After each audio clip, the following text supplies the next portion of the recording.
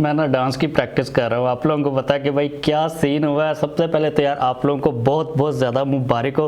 मैं ना सोच रहा था अभी द टेक शो को शुरू करने से पहले कि किस तरह हम लोग इसको सेलिब्रेट करेंगे। तो आपके भाई ने फुल ग्रीन कलर की शर्ट पहन ली हुई है, हमारा बैकग्राउंड वाइट है, तो पूरा जो फ्लैग है वो बन चुका हुआ है। तो भाई आज के टेक शो को शुरू करते हैं। अस्सलाम वालेकुम, मेरा नाम है नुमान और आप देख रहे हैं द टेक शो, जिसके अंदर हम लोग डिस्कस करते हैं पाकिस्तान और दुनिया भर से आने वाली टेक न्यूज़ और अपडेट्स को। तो भाई मैं बाबर आजम, शाहीन शाह अफरीदी और उसके अलावा रिजवान के लिए एक ही बात कहना चाहूँगा,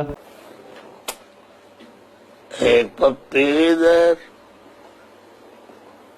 एक पप्पी इधर। लेकिन भाई हमारा एक और मेन मुकाबला अभी तक रहता है जो कि है न्यूजीलैंड के साथ। हम लोगों ने सीधी सीधी चपेड़े करवानी है न्यूजीलैंड को। तो आप लोग दुआ कीजिएगा कि भाई पाकिस्तान इससे भी बुरी तरह न्यूजीलैंड को शिकस्त दे। बात करें आज की न्यूज़ की, तो भाई पहली जो अपडेट आ रही है टिकटॉक के रिलेटेड। आप लोगों को पता है कि पाकिस्तान के अंदर आजकल टिकटॉक बैन चल रही है। उसी को लेके इस्लामाबाद हाईकोर्ट के अंदर जो मतलब केस वगैरह चल रहा था, तो इस्लामाबाद हाईकोर्ट ने ये कहा है कि टिकटॉक के ऊपर जो बैन है ये ह्यूमन राइट्स की वायलेशन है। अब मैं पर्सनली तौर पे इस चीज़ के बारे में अपनी ओपिनियन बिल्कुल भी नहीं दूंगा, लेकिन वहाँ पर जो डिस्कशन हुई है वो काफ़ी ज़्यादा इंटरेस्टिंग हुई है। और वहाँ पर उन लोगों ने ये कहा है कि भाई 1% जो कंटेंट है ना टिकटॉक के ऊपर वो ऑब्जेक्शनेबल है, वो ठीक नहीं है। तो आगे से इस्लामाबाद हाईकोर्ट ने ये कहा कि भाई अगर 1% कंटेंट ऐसा ना, तो इसका मतलब ये है कि जिस प्लेटफॉर्म के ऊपर भी 1% कंटेंट आपको पसंद नहीं आता तो क्या आप उसको बैन कर दोगे। और उन्होंने ये भी कहा है कि अगर इतना कम कंटेंट ठीक नहीं है, मतलब कि वो वल्गर टाइप का, तो आपका जो ईमान है ना, आपका जो फेथ है वो इतना ज़्यादा स्ट्रॉन्ग होना चाहिए कि आप उस 1% कंटेंट को मतलब कि रेजिस्ट कर सको, उसको ना देखें। और मुझे भी पर्सनली तौर पर लगता है कि ये चीज़ काफ़ी हद तक ठीक है और इसके ऊपर जो बैन है ना वो ख़त्म हो जाना चाहिए, क्योंकि जो इस्लामाबाद हाईकोर्ट है ना, मुझे लगता है कि उसको सबसे ज़्यादा अंडरस्टैंडिंग है इन सारे मामलात की। इससे पहले भी आप लोगों को पता है कि पबजी वगैरह के ऊपर जो बैन लगा था वो भी इस्लामाबाद हाईकोर्ट के अंदर काफ़ी ज़्यादा अच्छी तरह हैंडल किया गया था। लेट्स सी के क्या सीन होता है, क्योंकि एक बात की मुझे समझ नहीं आती कि एक जो सूबे की कोर्ट है वो कुछ और कह रही होती है, दूसरे सूबे की जो कोर्ट है वो कुछ और कह रही होती है। तो इस चीज़ को एक दफ़ा ही सोल्व कर लेना चाहिए। बार बार जब मामला इस साइड के ऊपर जाते हैं ना, तो जो पूरा बिजनेस चल रहा होता है टिकटॉक के ऊपर या फिर किसी भी जगह के ऊपर, वो काफ़ी ज़्यादा इफेक्ट होता है, क्योंकि भाई हमारे लिए जो बिजनेस है ना वो भी काफ़ी ज़्यादा इंपॉर्टेंट है, उसको हम लोग साथ ही लेके चलेंगे। लेट्स सी कि अब क्या डिसीजन आता है, लेकिन अभी तक जो डिस्कशन है ना वही चल रही है। जैसे कोई अपडेट आएगी आप लोगों के साथ मैं लाजमी तौर पर शेयर कर दूंगा। अगली अपडेट की बात करें जो कि यार ये आईफोन 13 प्रो के रिलेटेड। अब आप लोगों को पता है कि स्मार्टफोन्स की मार्केट के अंदर जो आईफोन्स होते हैं उनको सबसे ज़्यादा सिक्योर माना जाता है, और जो iOS है उसके बारे में एप्पल काफ़ी ज़्यादा क्लेम करता है कि वो काफ़ी ज़्यादा प्राइवेट है और काफ़ी ज़्यादा सिक्योर है। लेकिन अभी रिसेंटली चाइना के अंदर एक मुकाबला हुआ आईफोन्स को हैक करने का, और पुराने आईफोन्स भी नहीं बल्कि लेटेस्ट आईफोन, जिसके अंदर लेटेस्ट जो एप्पल का iOS है 15 पॉइंट जो भी चल रहा है 1.0, उसको हैक करना था। अब यहाँ पर 3 किस्म के कंपटीशन थे। एक जो था ना वो सबसे ज़्यादा हैवी था, उसके अंदर आईफोन को एक तो हैक करना था, उसके अलावा उसको जेल ब्रेक भी करना था। और एक टीम थी, उन्होंने सिर्फ 1 सेकंड के अंदर आईफोन 13 प्रो को भाई हैक कर लिया और जेल ब्रेक भी कर लिया, और जो इनाम था वो 3 लाख अमेरिकन डॉलर्स का था। अब ये चीज़ की मुझे बिल्कुल भी अंडरस्टैंडिंग नहीं है कि उन लोगों ने किस तरह इसको हैक किया, मतलब क्या बिहाइंड द सीन चीज़ें चल रही थी, क्या रूल्स थे, क्या रेगुलेशंस थी। लेकिन भाई 1 सेकंड के अंदर उन लोगों ने रिमोटली ये काम कर लिया था, जो कि मुझे लगता है कि एप्पल के लिए काफ़ी एक सरप्राइजिंग चीज़ होगी। लेकिन मुझे लगता है कि जो हैकर्स भी होंगे भाई वो काफ़ी ज़्यादा कोई बड़े एक्सट्रीम लेवल के ही होंगे जिन लोगों ने ये काम किया था।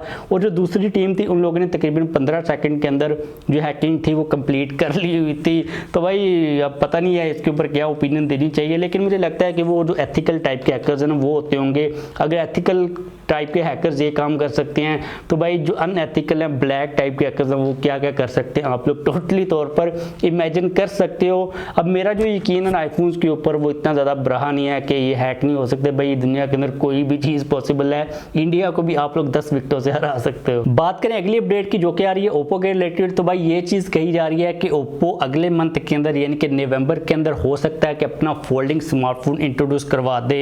अब मैं काफ़ी ज़्यादा वेट कर रहा हूँ ओप्पो का, Xiaomi Xiaomi का और Realme टाइप की कंपनीज का कि ये कब अपने फोल्डिंग फ़ोन्स के साथ आते हैं, ताकि हमें एक्चुअल में पता चले कि वाटर टेस्ट हो सके कि भाई सैमसंग कहाँ पर स्टैंड कर रहा है। और जो प्राइस कही जा रही है ना ओप्पो के फोल्डिंग फ़ोन की, उसके ऊपर देखकर मुझे लग रहा है कि भाई सैमसंग ना बहुत ज़्यादा इनसे आगे निकल चुका हुआ है।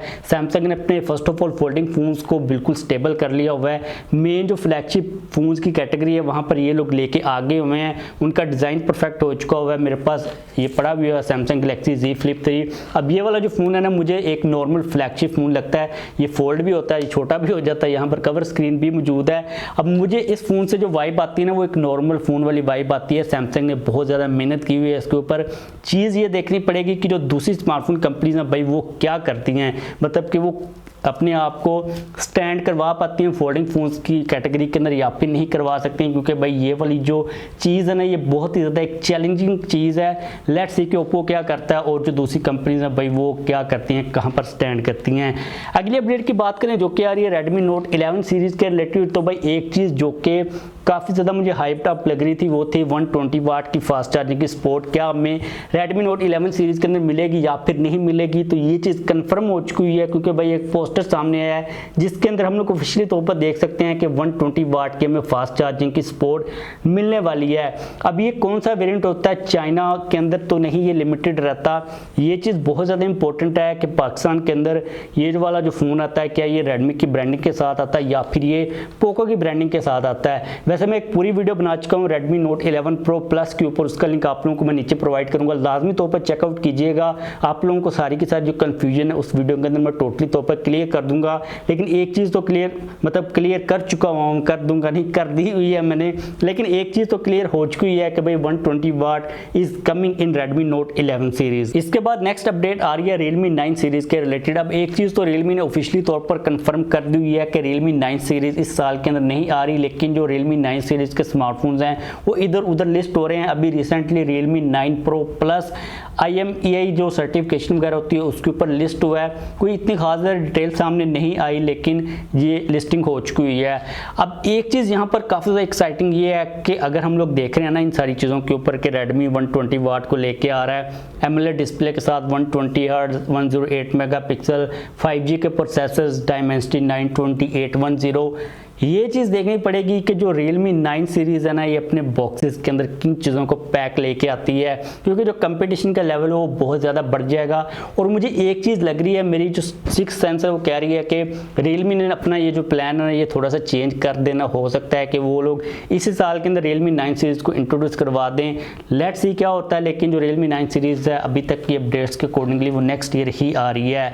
बात करें आज की लास्ट अपडेट और सबसे इंटरेस्टिंग अपडेट की जो कि आ रही है PTA Samsung factory in Pakistan के रिलेटेड। तो फाइनली PTA ने सैमसंग को इजाज़त दे दी हुई है। इजाज़त क्या होता है, इजाज़त दे दी हुई है कि अच्छा मुझे एक चीज़ की समझ नहीं आती कि ये जो ना इंडिया वाले हैं Z को J क्यों पढ़ते हैं। मतलब कि मैं अभी एक वर्ड देख रहा था, मतलब कि फॉर एग्जांपल इजाज़त है ना Z आता है एंड के ऊपर, तो वो इजाज़त पता नहीं क्या अजीब उर्दू का सत्यानाश कर रहे होते हैं। तो बेसिकली PTA ने सैमसंग को इजाज़त दे दी हुई है कि वो पाकिस्तान के अंदर अपनी जो प्रोडक्शन है, मैन्युफैक्चरिंग है स्मार्टफोन के स्टार्ट कर सकते हैं। आपको पता है कि सैमसंग ने लकी मोटर्स के साथ कोलैबोरेशन की है और मुझे लगता है कि मे बी इनकी जो प्रोडक्शन है वो स्टार्ट हो चुकी हो। मे बी अपकमिंग जो भी सैमसंग की A सीरीज़ का फ़ोन हो या फिर M सीरीज़ का फ़ोन हो, पाकिस्तान के अंदर वो में मेड इन पाकिस्तान ही देखने को मिले, क्योंकि M सीरीज़ के रिलेटेड आप लोगों के काफ़ी ज़्यादा क्वेश्चन आते थे कि वो पाकिस्तान के अंदर नहीं आ रही। अभी हम लोगों ने कल वाली वीडियो के अंदर जो आस्क वाली वीडियो थी उसके अंदर भी डिस्कशन की थी। तो मुझे लगता है कि जब पाकिस्तान के अंदर फैक्ट्री लगेगी ना तो जो M सीरीज़ है या फिर जो सैमसंग की F सीरीज़ है वो पाकिस्तान के अंदर काफ़ी ज़्यादा एक्टिवेट होगी। लेट्स सी कि भाई पहला सैमसंग का मेड इन पाकिस्तान स्मार्टफोन कब आता है, लेकिन जो प्रोडक्शन है मुझे लगता है कि वो स्टार्ट हो चुकी हुई है। तो बस आज के लिए मेरे पास यही टेक न्यूज़ अपडेट्स आ रही थी। वीडियो को खत्म करते हैं, जाने से पहले वीडियो को लाइक कर दीजिएगा, चैनल के ऊपर नया सब्सक्राइब किया हो तो सब्सक्राइब कर लीजिएगा।